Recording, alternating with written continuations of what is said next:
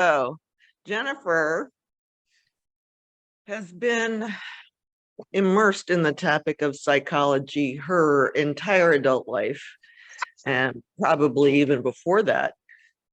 And when she was led to come to Pendle Hill, it was a blessing for us in Southeast Pennsylvania. Mm-hmm. Love having, genuinely, Goshen loves having Jennifer with us whenever she's able.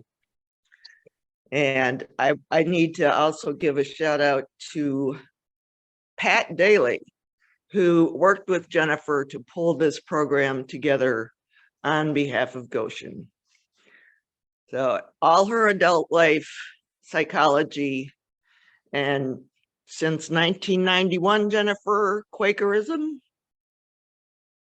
All right, I'm going to turn it over to you. Thanks, Tina. I'm looking out there and seeing Westtown Meeting and having a lot of good memories come back from there as well. I love being with Goshen Meeting. Thank you, Tina and Pat. So my understanding this morning is that I'll speak for about 20 minutes or so, and then we'll have small groups, and then they'll pick facilitators who will then come back and report. And then I'll tell you about a workshop that I've been doing, and then we'll have 5 minutes of closing worship. That's the outline I was given. I just wanted to share that with you. So yes, I came to Quakers in 1991. I had been in school in Chapel Hill, and a person there said to me, "Jennifer, you're a Quaker." I didn't know what the heck he might have been talking about. But I came back to Kentucky, and my across the street neighbor invited me to a Quaker meeting, and I went, and I fell in love with Quakers. I fell in love with the silence, and a woman named Carol Lamb sang, "How Can I Keep From Singing Out of That Silence?" It stole my heart. So here I am, 32 years later.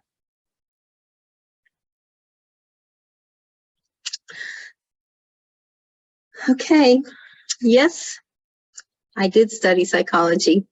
I was a psychologist for 40 years in many different settings, the last 13 in preschools.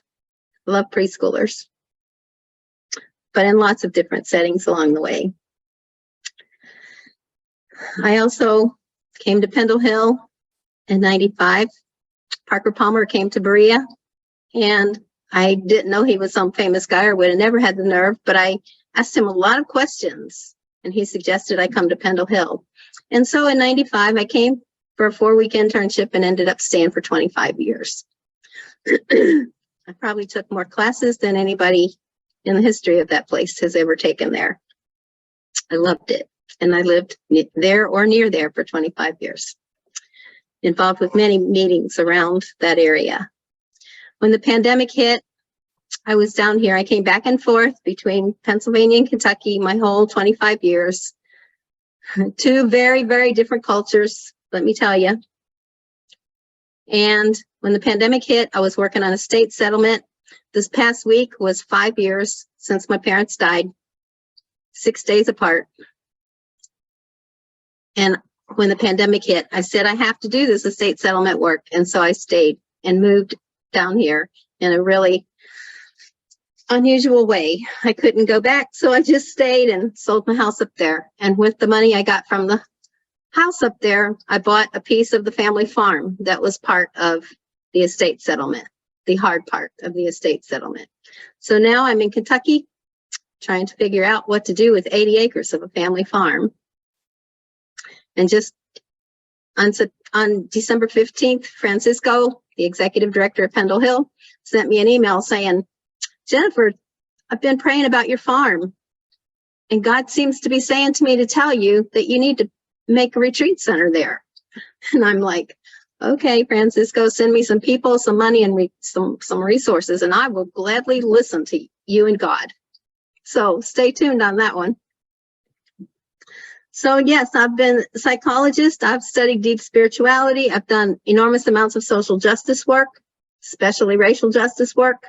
I've traveled the world because from a very young age, I loved studying different cultures. And at Pendle Hill in the art studio, a part of me was born, the creative part. In second grade, teacher told me that art was for those that were talented, and I was not one of them. And so then I took an academic route. But that creative part is in all of us, all of us. And it was born in me in the Pendle Hill Art Studio. There's two places that I consider my most sacred places of prayer in my life. One is the Pendle Hill Art Studio, and the other is a place on the family farm that is an Adena Indian mound. Those are my sacred places of prayer. So all of those are parts of me. The last part I want to say is that I have experienced a lot of personal trauma in my life that started when I was 2 years old. My family left that family farm because of traumas that were going on there. He didn't tell me at the time. I always wondered why we left and moved into total and complete poverty. But before he died, my dad told me that the reason we left that farm was because he could not raise me in a place where Black people were treated badly. And so I grew up in the most diverse household that I've ever known about. He always said, we're not poor, we just don't have money. And it took me till recent times to understand what he was talking about, because that's how I see it now. I didn't grow up poor, I grew up without money, but I had a rich family life back then. So what is trauma that I'm talking about? I hear that word used everywhere now. Everybody's traumatized. It's used so much that it's almost lost its meaning.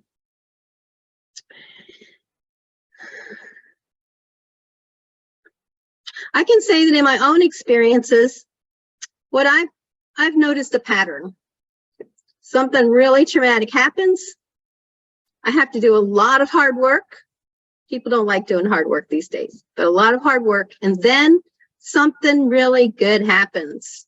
I call that redemption. Has anything like that happened to you? I'm gonna ask questions throughout my presentation, and they're not to be answered now, but they are for your benefit. And in your small groups, if you want to use some of them, feel free.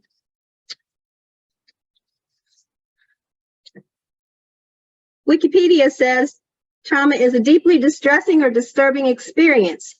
Usually we think of deaths, war, losses, but sometimes it can be a lesser harsh experience, especially when we've had traumas accumulating in our body's memories. Some make a distinction between stress and trauma, but I haven't found that to make a lot of sense. Stress and trauma go together. What comes to your mind when you hear the word trauma? What are your stories? Do you deal with trauma? And what has been helpful? Psychotherapy of some kind may be necessary. It has been for me. Finding the right tools is important. And other kinds of healing processes are also important to think about engaging with. I've had, I don't know how many clearness and support committees that have been very helpful, but they're written about elsewhere, so I'm not going to talk about them today. Spiritual nurture has always also been of great benefit to me. I'm also not going to talk about that today, because that's also been written about a lot.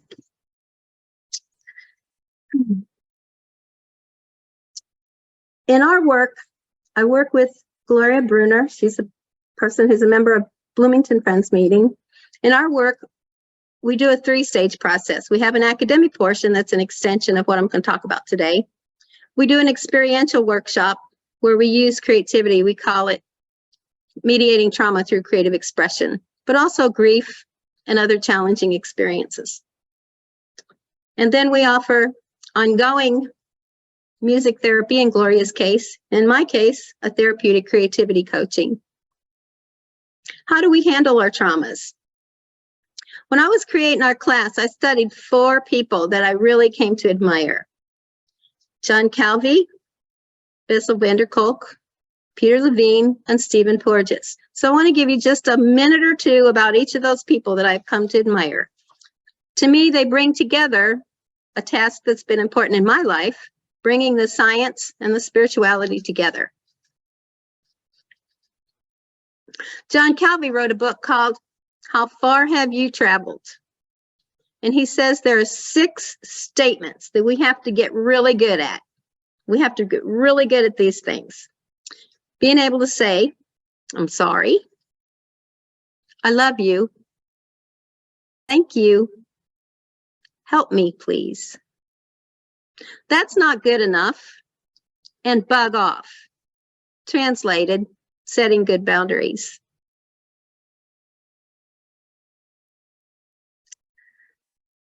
I'm sorry, I love you, thank you, help me, that's not good enough, and bug off. So which of these are you good at, or better at, and which need work?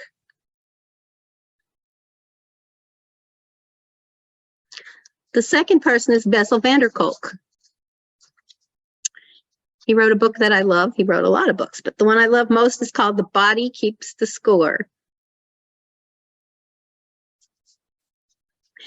He says, here's a quote from his book, neuroscience research shows that the only way we can change the way we feel is by becoming aware of our inner experience and learning to befriend what is going on inside ourselves. Being able to feel safe with other people is probably the single most important aspect of mental health. Safe connections are fundamental to meaningful and satisfying lives. How do we gain the safety in our lives? He's worked with a lot of programs and different interventions.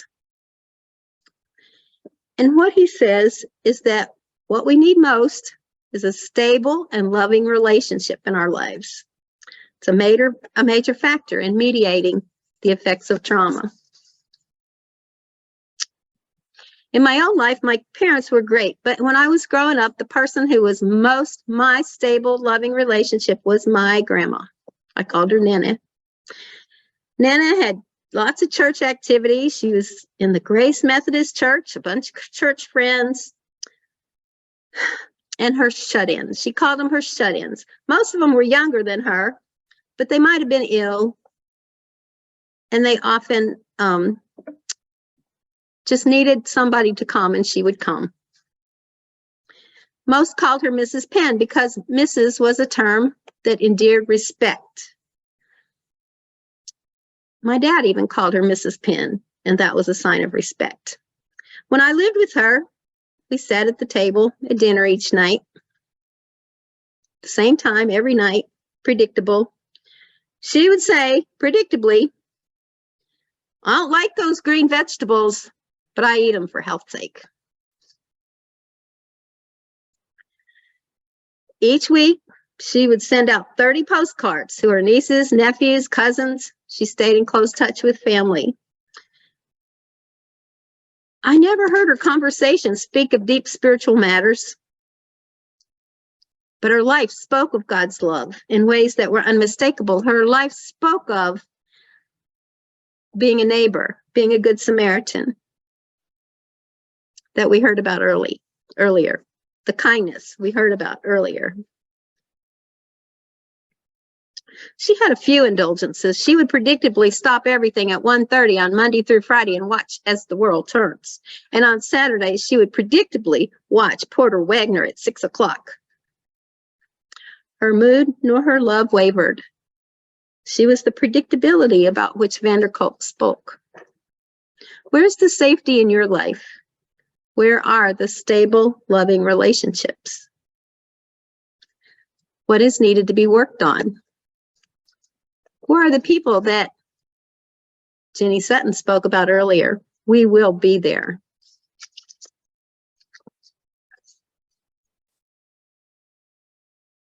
The third person is Peter Levine. He says that if you're experiencing strange symptoms that no one seems able to explain, they could be arising from a traumatic reaction to a past something in the past that happened that you don't even remember. You're not alone. You're not crazy. And there's a rational explanation for what's happening. You have not been irreversibly damaged, and it is possible to diminish or even eliminate those symptoms. He says that in trauma, we know that the mind becomes altered. For example, a person involved in an auto wreck is protected initially from emotional reaction and even from a clear memory or sense that it really happened. This weekend, I went to a visitation and a funeral for a young cousin who was killed in a car accident a week ago last Friday. And I can tell you that people sat around saying, this isn't real. This isn't real. This isn't real. And that's a body's protective response when something overwhelming happens to you. It's dissociation. It's denial. But it's protective and helps us to navigate through those critical periods. Hopefully to get onward to a safer time and place. And then that would wear off. In most traumas, the body reacts in that way at some point or another to say this isn't real. This isn't real. The body will tense to be ready, brace itself in fear, and freezes and can collapse in terror. When the mind's protective reaction to overwhelm returns to normal, the body's response is also meant to normalize after the event. But when this is thwarted, the effects of trauma can become fixated and the person can become traumatized more. Psychology traditionally approaches trauma through its effects on the mind, and that's important. But he says this is at best only half the story and a wholly inadequate one. Without the body and mind accessed together, we won't be able to deeply understand or heal the trauma. So both the body and the mind need to be considered. Mind and body must work together. His therapy is called somatic experiencing. He says that action is at least as much a part of the healing as talking in helping to mediate the trauma. And he feels that panic attacks that we often have are frozen residues of energy that are stuck. In my own life, dance of many sorts have been important to me. Movement is so important in getting the body to move and work through the trauma. I started out in 1978 being an Appalachian clogger. And then social dancing and contra dancing, all kinds of dancing became important to me. When I was in Pennsylvania, there was a kind of dancing called 5 Rhythms that I was introduced to in Mount Airy. And I did that for 17 years that I was up there. It was created by Gabrielle Roth. It's called 5 Rhythms. And you can look it up. She says there's 5 rhythms of the soul: flowing, staccato, chaos, lyrical, and stillness. As I personally dance those rhythms of the soul, I can find me. I can find me again inside of me, start to stabilize. To me, it seems they're all saying that an important part of our personal work is to co-create with our Creator. Then we can engage with others and do our outer work that we are called to in the world and reap the benefits of the work, such as joy and compassion. Dance as worship is a very important part of my life. 20 years ago, I wrote a book called Dancing with God Through the Storm. And that still is a concept that is to me just a critical piece of getting through those storms of trauma. So I ask, Do you get enough movement? How might you incorporate more movement? Might dances, worship for a few minutes a day work for you?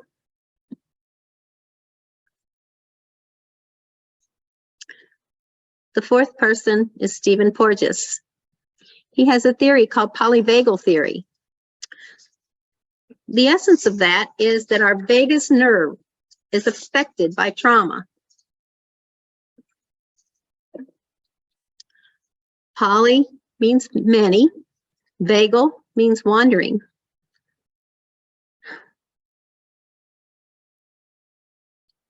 Oh, Bianca just put some things in the chat for you. Thank you, Bianca. The polyvagal theory is very popular among some clinical practitioners and patients these days. I personally have gone to PT, physical therapy, quite a lot. And last year, a PT said, Jennifer, I think it's your vagus nerve that you need to be concentrated on. I said, well, how about that? I just had the most intense trauma of my life. So maybe my vagus nerve is affected.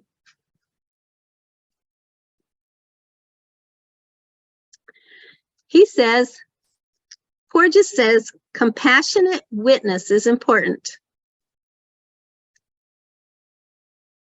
To mediate the effects of our traumas on our vagal nerve, compassionate witness of our experiences is important.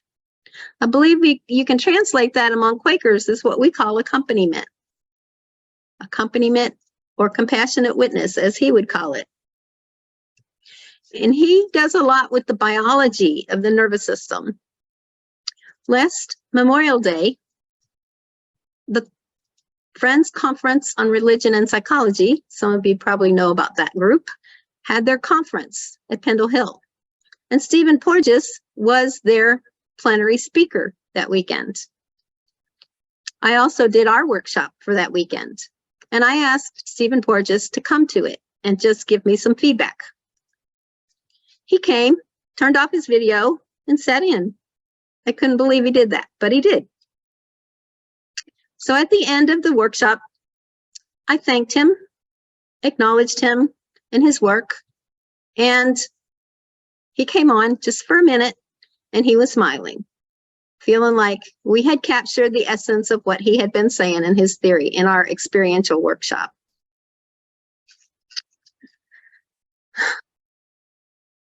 So the question that comes from that, do you have adequate social engagement in your life? Are there compassionate witnesses? Where might you need to put effort in this direction?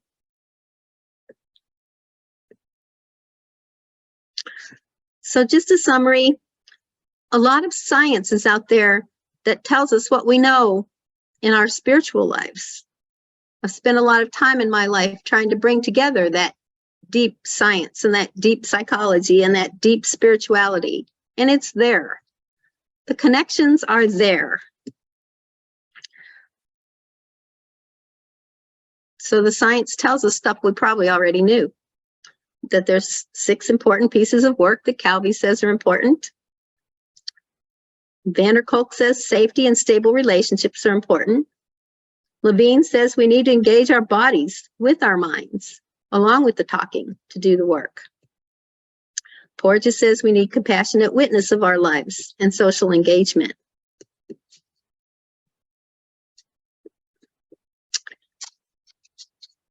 So maybe you can take some of those questions with you as you go to your small groups. And I understand that you're going to be put now in small groups to consider some questions about what's happened in your life since the pandemic hit. I told you a little bit about mine. The pandemic hit. I made a major move that was traumatic. It's been very intense ever since. And I think that's so. Bianca, are you putting people in small groups? Are you going to talk? Who's going to talk about small groups? That's the class that I do with my friend Gloria Bruner. She's from Bloomington Meeting, and she's a musician, primarily a violinist, and And it's just been such a blessing to work with her. And our class is called Mediating Trauma Through Creative Expression. And we have developed an academic part that goes along with what I did today. We've also done an experiential part that involves people writing their stories, movement, music, rewriting and revisioning the stories, movement, etc. And what we say is, trauma is a story that's gotten stuck and forgotten how to move, and we need to teach it how to dance. We need to teach that story how to dance and move again. Freeze is the official term, but we're calling it stuck. Thank you, Debbie. So that's one thing we can offer to meetings and to your meeting if you would like to invite us to come. Another thing that I've been doing is, since I wrote a Pendle Hill pamphlet that came out in June called Hillbilly Quaker. And it's about our identities. When I was young, my family moved to Chicago.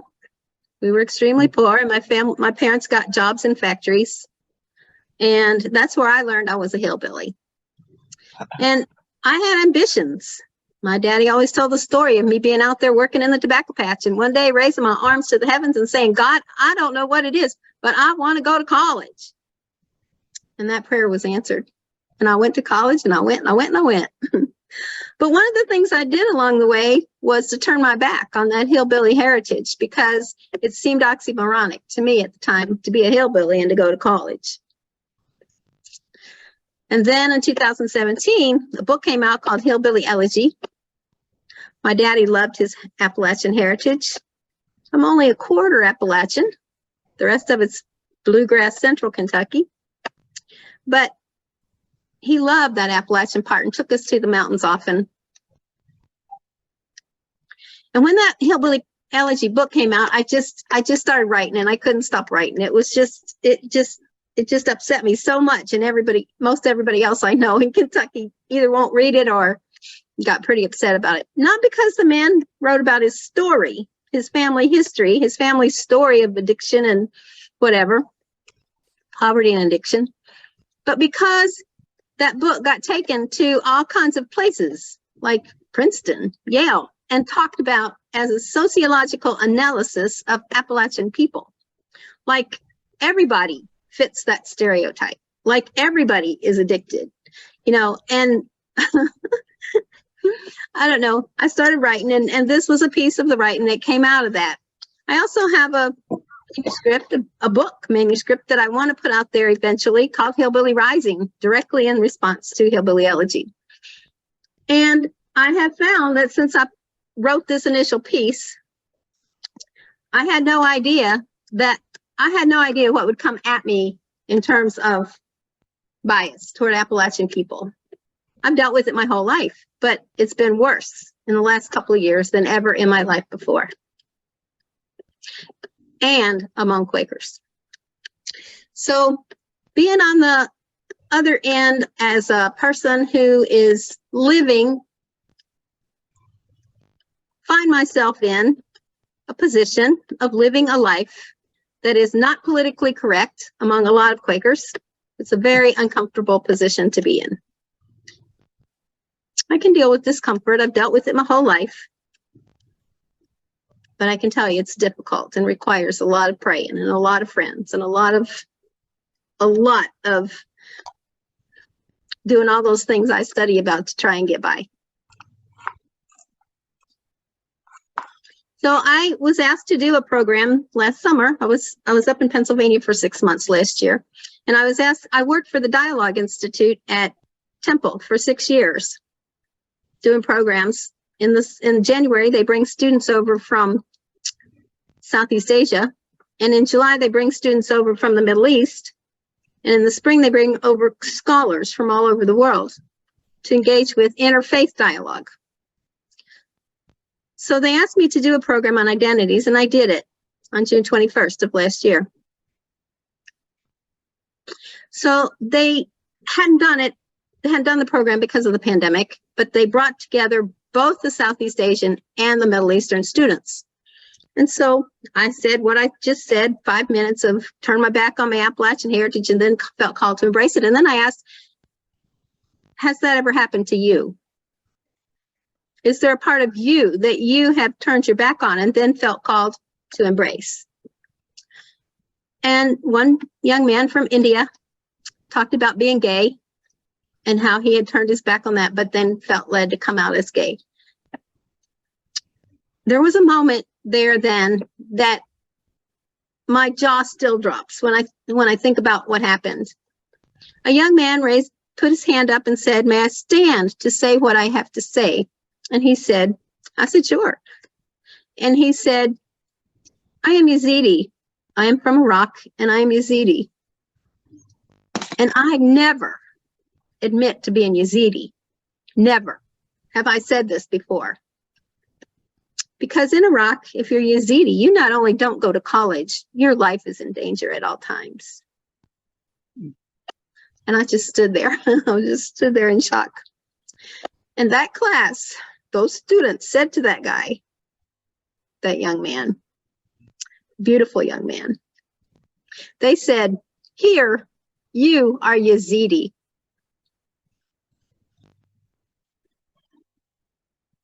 They embraced that piece of his identity and his heritage.